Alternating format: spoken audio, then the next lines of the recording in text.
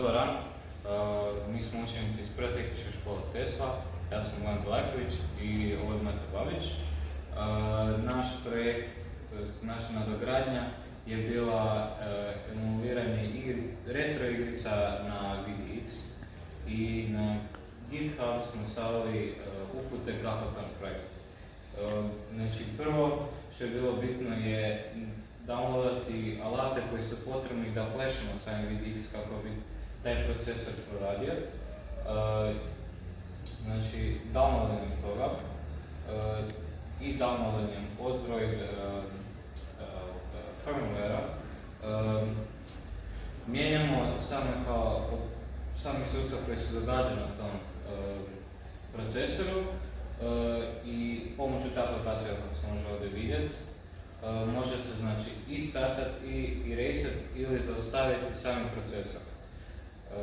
Evo, Babić da nešto kaže. Nakon što ste flashali VDX, sljedeći korak će vam biti pripremanje SD kartice.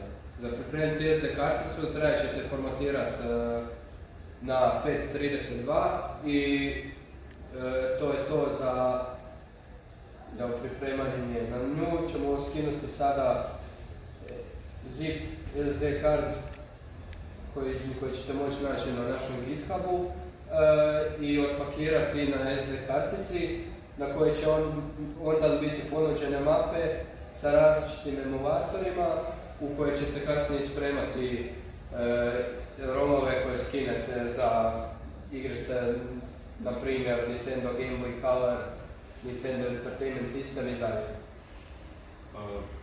Kada ste ih skinuli, onda ćete ih moći ubaciti i djelovat će ovako na VDX-u.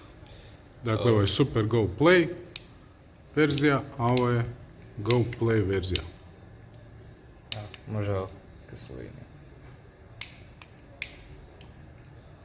No. Napredak od Go Play verzije je... Napredak od Go Play verzije je to da kod njega također imamo i zvučnike, znači možemo ovdje samo pojačati, samo ne znam. Uglavnom može se pojačati i možemo mijenjati boju zaslona stiskanjem Select, te lijevo ili desno. Pogledajte naš GitHub repozitorij i probajte sami.